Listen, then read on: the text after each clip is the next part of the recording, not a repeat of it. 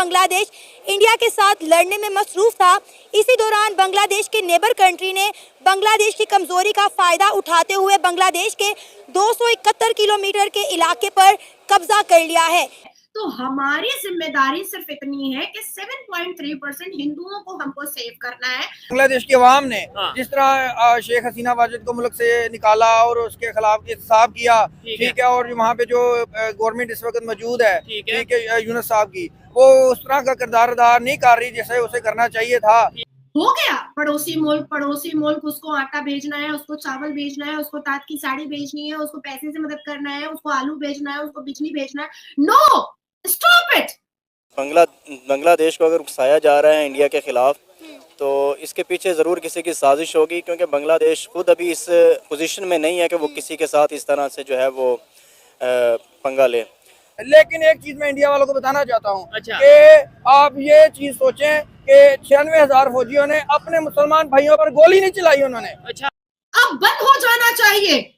दुश्मनों को हम नहीं देंगे रोटी बोटी, हम नहीं सांप को दूध पिलाएंगे, दैट्स इट। लेकिन जंग तो हमारी इंडिया के साथ उस टाइम स्टार्ट हो गई ना, तो इंडिया के ऊपर गोलियां चलाते या मुकाबला करते, मैं एग्जांपल दे रहा हूँ, सरेंडर। और इवन हमारे तो मजहब में ये बताया जाता है, या पाकिस्तान, हमें तो ये कहा जाता है जज्बा बहुत है, जान दे दो कंट्री के लिए लेकिन झुको नहीं। तो वो झुकना, एक मजहब वाले ला इलाहा पढ़ करके हिंदू पुरुषों को जिंदा जला रहे हैं। मतलब ये तारीख में सबसे बड़ा सरेंडर है। 93,000 देखें, हम पीछे से नहीं थे, फ्रंट से भी मुक्ति बानी हमला कर रहे थे इंडियन फौज के साथ मिलके। अगर इंडियन फौज पे गोली चलती तो मुक्ति बानियों को भी मरना था। अच्छा, हमारा जो फोकस है वो बांग्लादेश के 7.3% हिंदुओं को सुरक्षित रखना है, and this is the reason कि हम वॉर क्या पहल नहीं कर रहे हैं। लेकिन उसका नतीजा ये हुआ कि 53 साल बाद बांग्लादेश की आवाम को समझ आ गई कि कौन गलत था और कौन सही था, क्योंकि वहां पर उस वॉर में हमारे हिंदू मासूम ऑलरेडी मर चुके हैं और नहीं मरना चाहिए और जगह भी नहीं छोड़ा जाएगा। बांग्लादेश अब हिंदुओं का हो। जय हिंद दोस्तों, लेटेस्ट न्यूज पर इंडिया में आपका स्वागत है। दोस्तों, बांग्लादेश नेशनलिस्ट पार्टी की ओर से शीघ्र चुनाव कराने के दबाव के बीच अंतरिम सरकार के मुख्य सलाहकार मोहम्मद यूनुस ने सोमवार को टीवी पर दिए अपने संबोधन में कहा कि बांग्लादेश 2025 के अंत तक या 2026 की शुरुआत में संसदीय चुनाव कराने की योजना बना रहा है।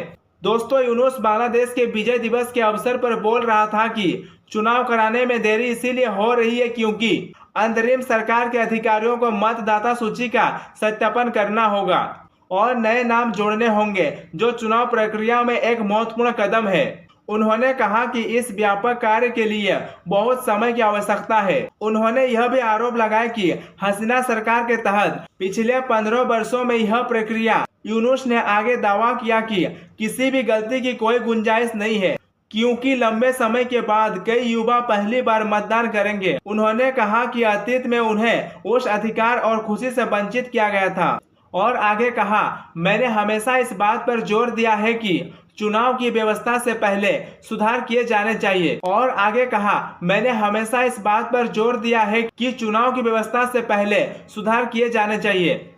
और दोस्तों, इधर से भारत में रहकर बांग्लादेश की पूर्व प्रधानमंत्री शेख हसीना ने रविवार को अंतरिम प्रशासन पर तीखा हमला किया और यूनुस को फांसीवादी करार दिया।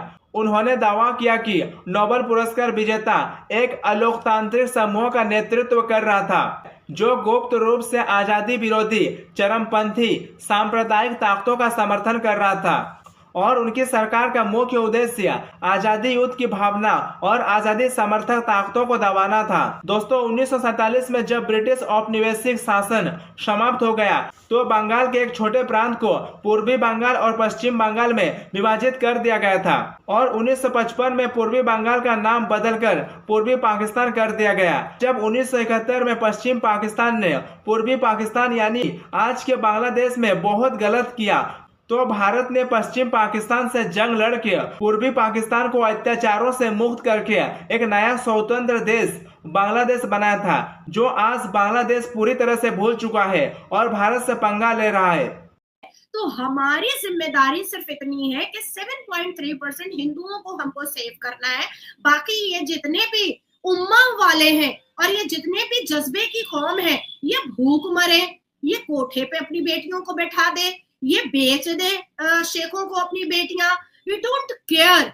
हो गया पड़ोसी मुल्क उसको आटा भेजना है, उसको चावल भेजना है, उसको तात की साड़ी भेजनी है, उसको पैसे से मदद करना है, उसको आलू भेजना है, उसको बिजली भेजना है। No, stop it. अब बंद हो जाना चाहिए। दुश्मनों को हम नहीं देंगे रोटी बोटी, हम नहीं सांप को दूध पिलाएंगे। That's it, enough is enough. दुश्मन को दुश्मन की तरीके से देखना पड़ेगा। एक मजहब वाले ला इलाहा पढ़ करके हिंदू पुरुषों को जिंदा जला रहे हैं, एक मजहब वाले ला इलाहा पढ़ करके हिंदुओं की भगवान की प्रतिमा को तोड़ रहे हैं, एक तरफ मजहब वाले ला इलाहा पढ़ करके मंदिरों को तोड़ रहे हैं, संतों और महंतों को मार रहे हैं, बेटियों को बेआबरू बेइज्जत कर रहे हैं। किसको खुश करने के लिए? नो वे। तो ऐसे अपंग लोग, ऐसे ज़ॉम्बीज, ऐसे अश्लील, ऐसे बेहुदा लोगों का को अब सांस तक ना दिया जाए। हमें कोई लेना देना नहीं है कि इन्फ्लेशन से वहां के बांग्लादेश के मुसलमानों का क्या हाल होने वाला है। हमारा जो 1 पॉइंट रिस्पॉन्सिबिलिटी है, हमारा जो फोकस है, वो बांग्लादेश के 7.3% हिंदुओं को सुरक्षित रखना है।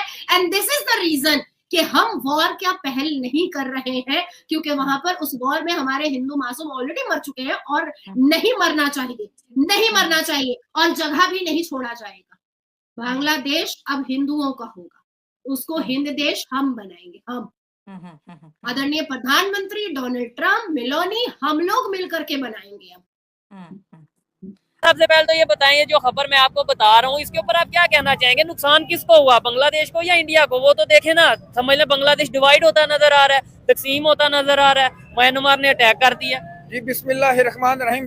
बिल्कुल ठीक कह रहे हैं आप। हाँ। लेके आज जैसे कि 16 दिसंबर, बिल्कुल जी 16 दिसंबर, ठीक है। और बांग्लादेश की अवाम ने हाँ। जिस तरह शेख हसीना वाजिद को मुल्क से निकाला और उसके खिलाफ एहतसाब किया, ठीक है, और वहाँ पे जो गवर्नमेंट इस वक्त मौजूद है, ठीक है, यूनुस साहब की, वो उस तरह का किरदार अदा नहीं कर रही जैसे उसे करना चाहिए था। कामयाबी से नहीं चल पा रही, ये इसमें कोई शक नहीं है, ठीक है। और इंडिया के खिलाफ जो उन्होंने बातें की, तो इंडिया ने थोड़ा सा प्रॉक्सी बर्मा पे के जरिए उनके हमला किया और उनको कमजोर किया। लेकिन एक बात करना चाहूंगा कि पाकिस्तान, थोड़ा सा मैं बैकग्राउंड में चला जाऊँ 1971 में, कि हम कहते हैं कि पाकिस्तान को शिकस्त हुई थी, ठीक है। पाकिस्तान 2 लाख तो हो गया था, बिल्कुल 2 लाख तो हो गया था, शिकस्त हो गई थी जी। मुफ्ती बानी ने अपनी फौज के खिलाफ गोलियां चलाई थी, बिल्कुल चलाई थी, ठीक है। और एक दुनिया की तारीख में 96,000 फौजियों ने हथियार फेंके थे, 93,000। लेकिन एक चीज मैं इंडिया वालों को बताना चाहता हूँ कि आप ये चीज सोचें कि 96,000 फौजियों ने अपने मुसलमान भाइयों पर गोली नहीं चलाई उन्होंने। उनको मारने से बेहतर है, उनको क्योंकि मिसगाइड किया था इंडिया ने, इंडिया की जो राह ने, ठीक है। और उनको इंसाफ में पढ़ाया जाता था कि पाकिस्तान यानी कि इतना प्रोपेगेंडा था कि उनको नफरत हो चुकी थी, यानी बांग्लादेश को पाकिस्तान से नफरत हो चुकी थी, अवाम को, मगरबी पाकिस्तान से नफरत हो चुकी थी, इसलिए उन्होंने अपनी फौज के खिलाफ जो हथियार उठाए, उधर इंडिया ने अटैक किया।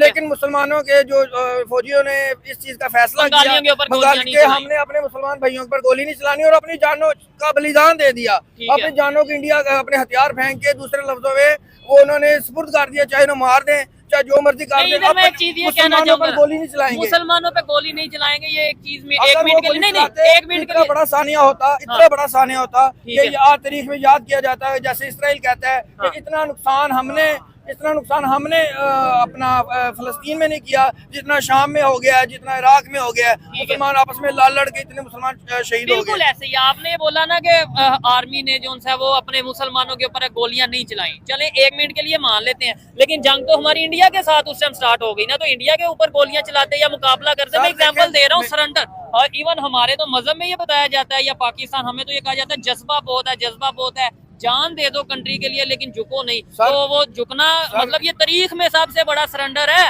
93,000 जो हमारे आर्मी पर्सन थे, उन्होंने समझ देखें, हम पीछे से नहीं थे, फ्रंट से भी मुक्ति बानी हमला कर रहे थे इंडियन फौज के साथ मिलके। ठीक है। अगर इंडियन फौज पे गोली चलती तो मुक्ति बानियों को भी मरना था। अच्छा। तो इस बात पे मुसलमानों ने अपने भाइयों को नहीं, वो चूंकि मिसगाइड था, लेकिन उसका नतीजा ये हुआ कि 53 साल बाद हाँ। बांग्लादेश की आवाम को समझ आ गई ठीक कि है। कौन गलत था और कौन सही था। अच्छा। और इसी वजह से हसीना वाजिद को निकाल कर एक जलील तरीके से निकाला गया और जो मुजीबुर रहमान के मुजस्मे तोड़े गए। ठीक है। ठीक है। और उन्हें अब पाकिस्तान के साथ मोहब्बत है, पाकिस्तान के साथ दिल धड़कते हैं। अच्छा। और पाकिस्तान की गवर्नमेंट को भी चाहिए, अच्छा। पाकिस्तान की फौज को भी चाहिए ठीक कि वो उनका जख्मों पे मरहम रखें, उनका साथ दें, ठीक है। उनके साथ दुआई मुआहदे करें और जिस तरह हमने मतलब रिलेशन बेहतर करें। रिलेशन में दोस्तों, विजय दिवस के अवसर पर प्रधानमंत्री नरेंद्र मोदी द्वारा सोशल मीडिया पर पोस्ट किए जाने से बांग्लादेश की नाराजगी बढ़ गई है तथा दोनों पड़ोसी देशों के बीच चल रहे टकराव में एक नया मोर्चा खुल गया है। बांग्लादेशी विधि सलाहकार आसिफ नजरुल ने प्रधानमंत्री मोदी के सोशल मीडिया पर आपत्ति जताई, जिसमें 16 दिसंबर को विजय दिवस के रूप में मनाया गया, जिसमें 1971 की जीत में भारतीय सैनिकों के योगदान का समर्थन किया गया। नजरुल ने फेसबुक पर पोस्ट किया कि यह तारीख बांग्लादेश का विजय दिवस है, इस बात पर जोर देते हुए कि भारत बांग्लादेश की जीत में सिर्फ एक सहयोगी या और कुछ नहीं था। दोस्तों, मोदी जी के फेसबुक पोस्ट में कहा गया कि आज विजय दिवस पर हम 1971 में भारत की ऐतिहासिक जीत में योगदान देने वाले बहादुर सैनिकों के साहस और बलिदान का समर्थन करते हैं।